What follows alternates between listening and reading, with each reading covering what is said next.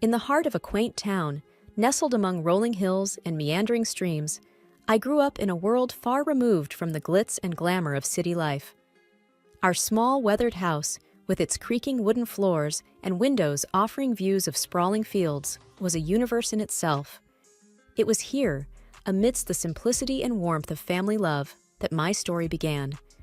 My parents, though not affluent, were rich in kindness and wisdom. My father, a local carpenter, had hands that were roughened by years of labor, but gentle in touch, crafting not just furniture, but also instilling in me the values of hard work and humility. My mother, a schoolteacher, filled our home with books and stories, weaving tales that sparked my imagination and nurtured my dreams. Life in our small town was unhurried and unpretentious. Neighbors greeted each other with familiarity, and community events were the highlights of our social calendar. I cherished this life, finding joy in the small pleasures, the fresh scent of earth after rain, the rustling of leaves underfoot, and the chorus of birds at dawn. It was at the local library where I first encountered Mark. He was unlike anyone I had known, a visitor from the city, with an air of sophistication yet an unassuming nature. His family was well known in the business circles, their wealth and influence reaching far beyond the city's skyscrapers. But Mark, with his easy smile and genuine interest in my mundane tales, was a refreshing anomaly in that world. Our initial conversations were tentative, like two worlds cautiously orbiting each other. He spoke of city life, the fast pace, the endless opportunities, and the dazzling lights. I shared stories of my town, the annual harvest festival, the serene walks by the stream, and the close-knit community. In those early days, we would often meet at the old park bench by the lake, our conversations stretching for hours. The lake, with its placid waters reflecting the changing hues of the sky, bore witness to our growing connection, an invisible thread weaving our disparate worlds into one. "Anna," Mark said to me one evening, his voice tinged with a vulnerability I had not seen before. "I have always been surrounded by people who care more about wealth and status. But with you, I found a serenity that I didn't know existed. You've shown me a different way of life, one that's genuine and full of warmth." His words stirred something deep within me. "Mark, where we come from doesn't define us. It's who we are when we're together that matters. You've brought a new perspective into my life, opening my eyes to dreams I never dared to have." As our relationship deepened, Mark confided in me about his family, particularly his mother, a woman of elegance but stringent expectations. He spoke of her with respect, yet there was an underlying concern in his words. "She has her own ideas about who I should be with. I'm just worried about how she'll react to, well, to us." I reached out, taking his hand in mine, feeling the slight tremor. "We'll face that together," I assured him. "Love isn't about backgrounds or expectations. It's about two people who choose each other against all odds." The day Mark proposed was as unassuming as our love. No grand gestures, just a heartfelt promise of a life together. As I looked into his eyes, brimming with hope and love, I knew this was just the beginning. The evening I was set to meet Mark's family, my nerves were on edge. The grandeur of their mansion loomed large as we approached, a stark reminder of the different worlds Mark and I came from. Mark held my hand, giving me a reassuring look. "Just be yourself, Anna. That's all you need to be." I smiled weakly, trying to quell the rising anxiety. "I just hope your mom doesn't think I'm out of place."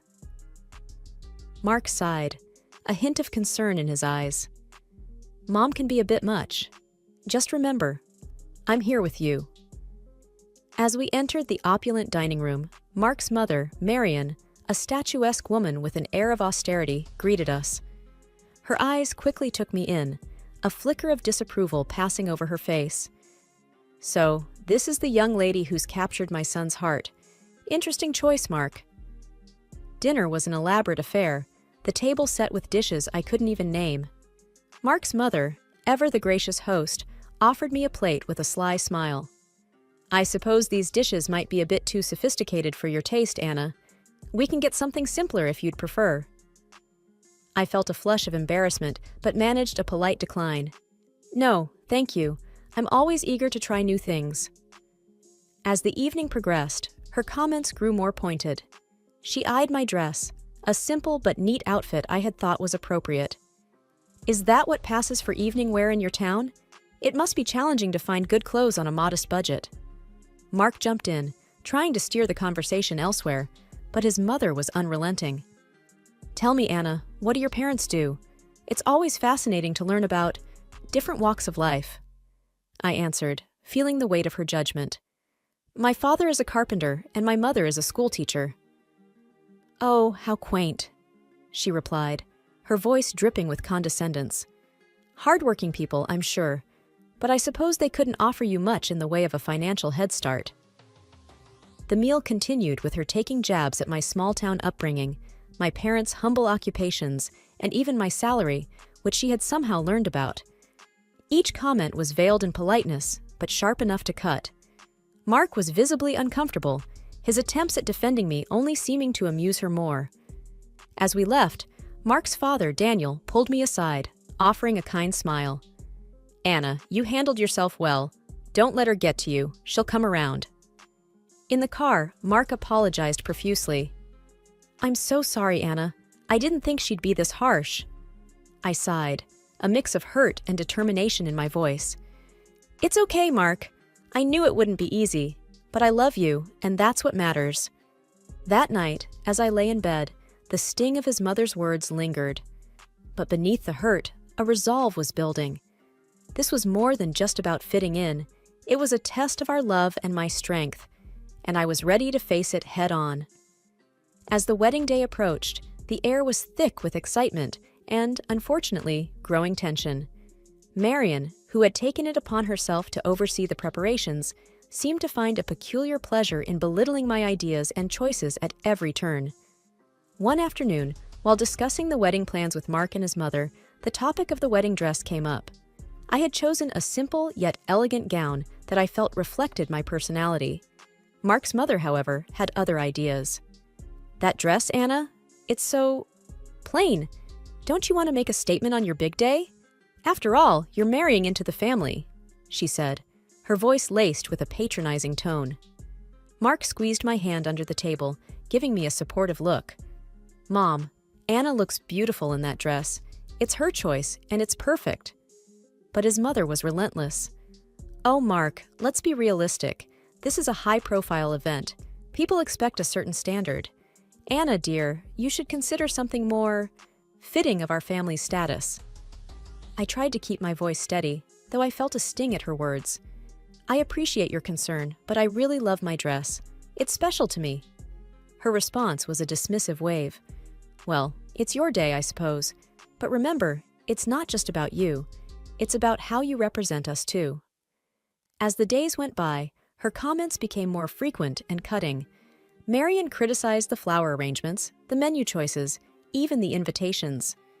Each remark was a subtle dig at my background and my inability to meet her lofty standards. Mark and I had many conversations about this, often late into the night. "I can't believe she's being so difficult," Mark would say, frustration evident in his voice. "I wish she could just see how amazing you are, how you make me happy." I would lie there, feeling his arms around me, a mix of love and sorrow in my heart. I knew it wouldn't be easy, marrying into your family, but I didn't expect it to be this hard. The wedding day dawned bright and clear, a stark contrast to the turmoil churning within me. My parents and I had worked hard to make everything perfect, despite the constant criticisms from Marion. As I dressed in my simple but elegant gown, I hoped the day would pass without incident. The ceremony was beautiful, filled with love and heartfelt vows.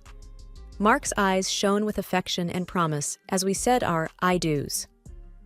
However, looming over the joyous occasion was the apprehension of the reception to follow, particularly the speeches. As expected, Marion took the microphone, her presence commanding the room's attention. The air was thick with expectation as she began to speak. "Ladies and gentlemen," she started, her voice loud and clear, "today we have gathered to witness the union of my son Mark with Anna, let's say, a person from a different circle." Whispers spread through the guests. I felt a cold shiver run down my spine. She continued, her words sharp and unyielding. While some may commend Mark for his charitable heart in lifting a beggar from the streets, we must be cautious. It's essential to keep our family's reputation and standards high, not let them be diluted by those who are clearly freeloaders, seeking to elevate their status by clinging to a family of higher standing. The room fell into a stunned silence. My parents looked at me, their faces a mix of shock and hurt. Mark's face was a mask of disbelief and anger. The guests, a mix of our friends and Mark's high society acquaintances, looked on uncomfortably, unsure of how to react. My heart sank, and a profound shame washed over me. Her words, so cruel in public, were more than just insults. They were a deliberate attempt to shame and belittle me in front of everyone we cared about. As she concluded her speech with a forced toast to our future, the applause was hesitant and muted. The room was enveloped in an awkward silence, the joy of the occasion marred by her venomous words. Mark stood up, his voice trembling slightly. "I'm sorry, Anna. This isn't what I wanted." His eyes were apologetic, filled with a mix of love and sorrow.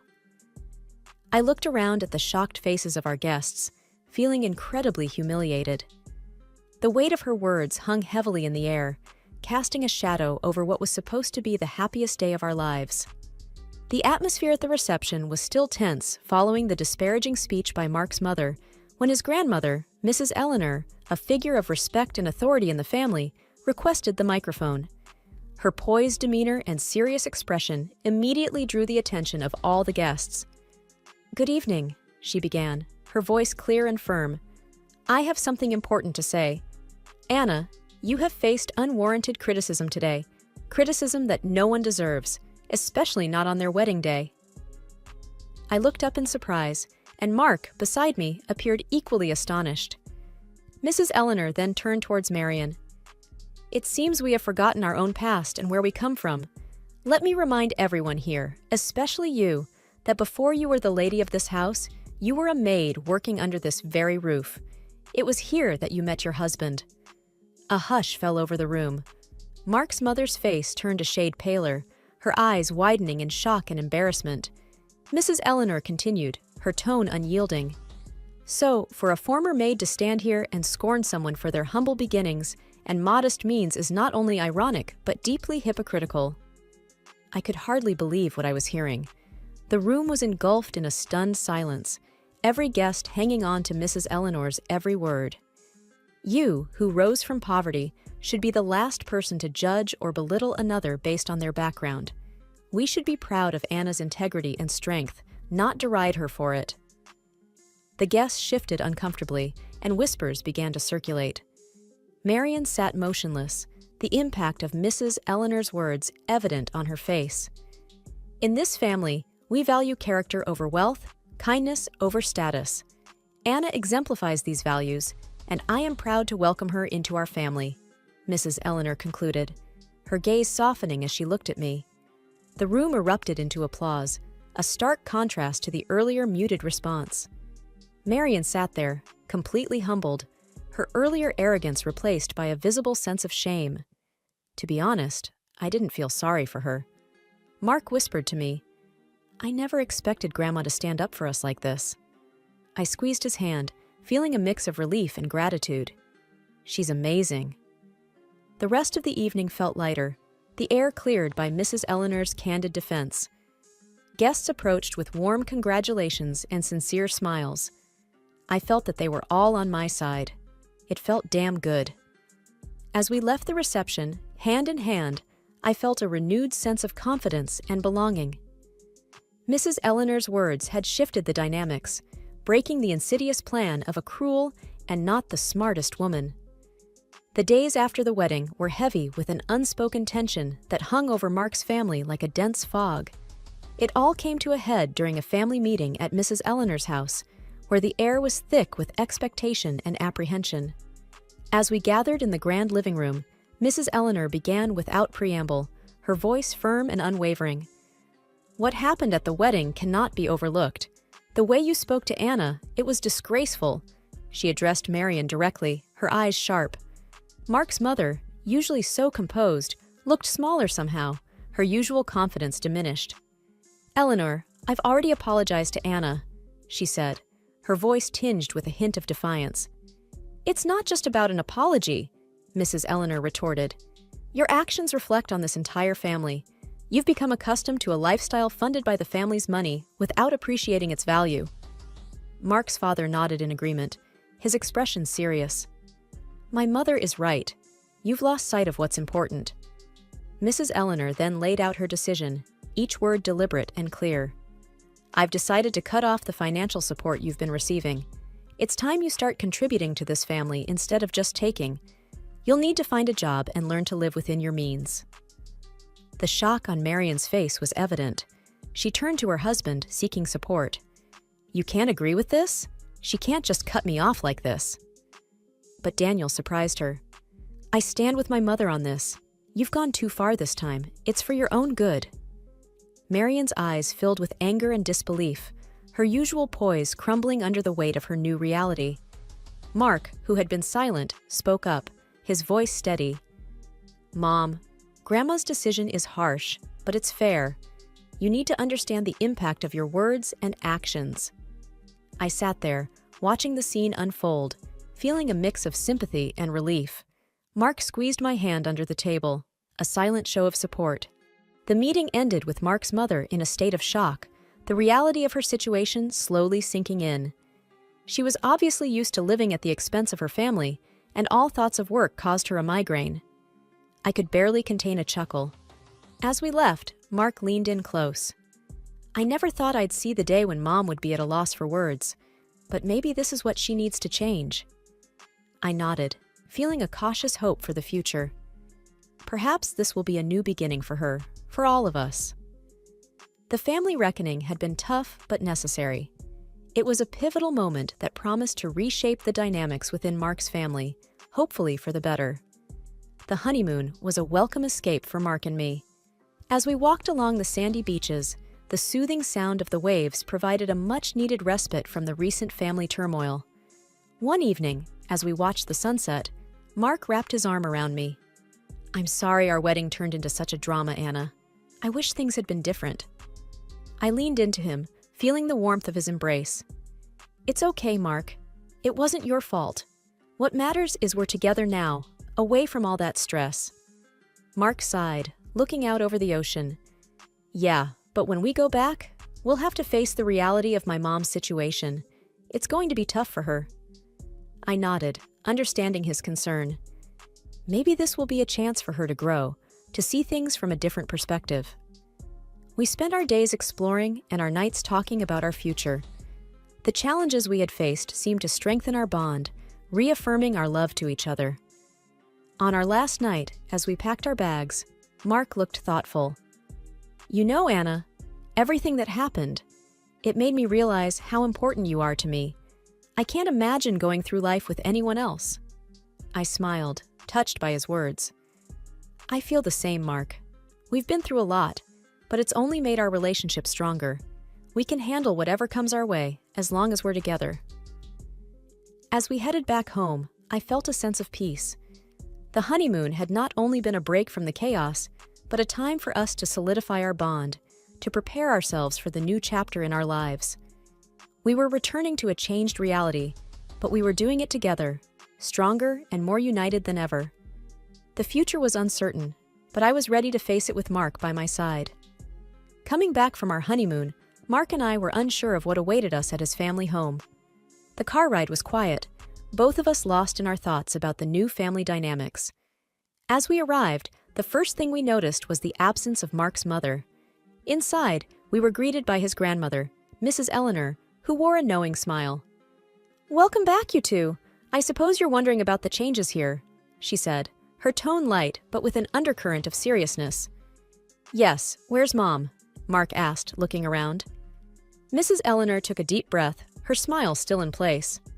"Well, after you left, Marion caused quite a scene. Demanded that I restore her financial support. When I refused, she decided to leave. She's now living in a small apartment and, from what I hear, is looking for a job." Mark and I exchanged glances, the news sinking in. It was a drastic change from the luxurious life she was used to. "And there's more," Mrs. Eleanor continued, leaning in as if to share a secret. Your father is considering a divorce. He's had enough of her antics. Seems like she finally pushed him too far. Well, she brought it upon herself." Mark's expression was one of shock mixed with a hint of relief. "I can't believe it. I mean, I knew things would change, but this is more than I expected." I reached out, touching his arm. "It's a lot to take in, but maybe this is for the best. A chance for everyone to start fresh, on a more honest footing." Dinner that night was an oddly serene affair. The absence of Mark's mother felt, but not in the way we had anticipated. The conversation was more open, and for the first time in a long time, it felt like there was a real sense of family. As we drove home later that evening, Mark was pensive. "I always hoped for a change, but I didn't expect it to happen like this. It's going to be a big adjustment for Mom." I nodded. "It's a tough situation, but maybe it's a necessary step for her to grow, and for your dad too, to find some peace." The ride home was reflective, both of us contemplating the new reality we were returning to. The family we left before the honeymoon was not the same one we were coming back to. It was a sobering thought, but in many ways, a hopeful one. Change, though painful at times, was often the path to something better, and we were ready to face it together.